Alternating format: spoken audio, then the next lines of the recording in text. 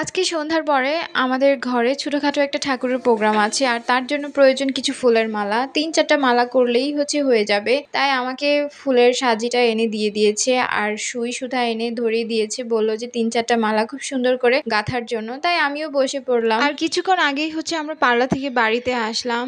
ঠাকুরের অনুষ্ঠান আছে বলে একটু তাড়াতাড়ি চলে আসলাম, আর বাহিরে এত বাতাস বইছিল, ঝড় আসবে বলে তাড়াতাড়ি চলে আসলাম।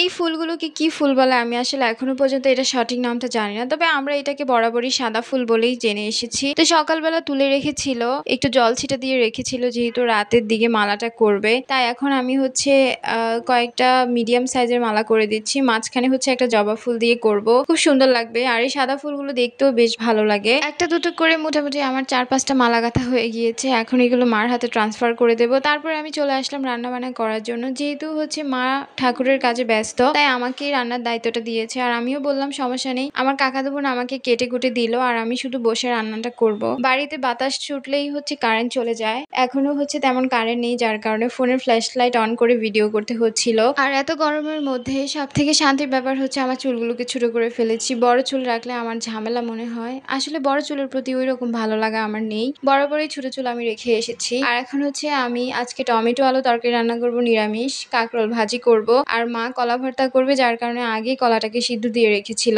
আমাদের ঠাকুর ঘরে যেহেতু প্রোগ্রামটা কারেন্টও নেই, যার কারণে আমাদের ঘরে রান্না করার মতো কোনো সুযোগও নেই। কাকিদের ঘরে আজকে আমি রান্না করতে বসে পড়েছি। সাথে তো আমার সৈন্যদলরা আছে, আমার বোন ভাই, ওরা তো কিছুক্ষণ পর পর ওরা এসে আমার সাথে একটু আড্ডা ফাড্ডা দিয়ে যায়। আর আমিও এখানে গরমে অবস্থা খারাপ হয়ে যাচ্ছিল, কখন রান্নাটা করব সেই চিন্তায় আছি। আর মা কিছুক্ষণ পর পর এসে দেখে যাচ্ছে আমার কিছু লাগবে কিনা বা আমার কষ্ট হচ্ছে কিনা। মা আমাকে চার্জার ফ্যানও এনে দিয়েছে, রান্না করছি, ঘামছি, কষ্ট হবে তাই। তো এখন ডিরেক্ট চলে যাচ্ছি তার পরের দিন সকালবেলা খাবার টাবার খাওয়ার পরে সময় কাটছিল না, ভাবছিলাম কি করা যায়। তো মাথায় আসলো ক্যারাম খেলা যায়, কিন্তু ক্যারাম কি আর বললেই খেলা যায়? এখানে প্রাচ্য তো আছেই, সে আমাদের খেলার মধ্যে ব্যাঘাত ঘটানোর জন্য এক্সপার্ট। খেলতে বসেছি, বাট ওর জন্য খেলতেই পারছিলাম না। পরে একটু মজা টজা করে উঠে গেলাম। দুপুরের দিকে দেখলাম মা পুঁইশাকের বড়া করছে, তারপরে করলা ভাজি করছে, আর আলু ভর্তা করেছে, টক ডাল রান্না করেছে। যেহেতু নিরামিষ চলছে আর তার মধ্যে প্রচুর গরম পড়েছে, তাই মাকে বললাম সিম্পল কিছু করো, এত কিছু হিবিজিবি খাবার দাবার ভালো লাগছে না, গরমে তো এভাবেও খেতে ইচ্ছে করে না। আর বাড়িতে যাওয়ার পর সারাদিন খাওয়ার উপরে আছি, আইসক্রিম খাচ্ছি। মাকে বলেছিলাম কালকে অনেকগুলো মা আইসক্রিম নিয়ে এসেছে, তার মধ্যে চকবার আমার জন্য 2টা নিয়ে এসেছে। গরমের মধ্যে এই আইসক্রিম আর ঠান্ডা জল, এই 2টা জিনিসই পেট পুড়িয়ে রাখছে, আর কিছুই পাচ্ছিলাম না খাওয়ার জন্য, ভালোই লাগছিল না। তার মধ্যে সিজনাল ফল তো আছেই, বাবা একের পর এক ফল নিয়ে আসছে। কালকে লটকন নিয়ে এসেছিল, এগুলো খেতেও কিন্তু দারুণ ছিল, মিষ্টি ছিল।